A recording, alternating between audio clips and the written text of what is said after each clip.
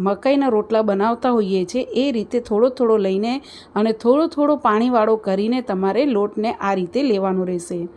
પછી લોટ આ રીતે તમારો ચીકણો થાય ત્યારે તમારે મીડિયમ સાઇઝનો તમારે લુઓ લેવાનો અને આ રીતે ગોળ કરીને આ રીતે 2 હાથની હથેળીની મદદથી થેપવાનું રહેશે। અને થેપાઈ જાય પછી તમારે આને વચ્ચે આ રીતે દબાવવાનું રહેશે આંગળીથી। આ રીતનું તમારે બનાવીને રેડી કરવાનું છે વડા। નાના મીડિયમ સાઇઝના બનાવવાના, આજુબાજુની કિનારી પતલી રાખવાની અને વડા વચ્ચેથી મીડિયમ થિકનેસમાં તમારે બનાવવાના રહેશે। અને જે આ વચ્ચે તમને કાણું દેખાય છે એનું બી એક કારણ હોય છે, જે હું તમને પાછળથી બતાવીશ કે વચ્ચે કેમ તમારે આંગળીથી દબાવવાનું હોય છે। તો આ રીતે આપણે આ રીતે વડા બને પછી કોઈ બી કોટનનું કપડું લેવાનું અને એની ઉપર બધા જ વડા આ રીતે તમારે બનાવી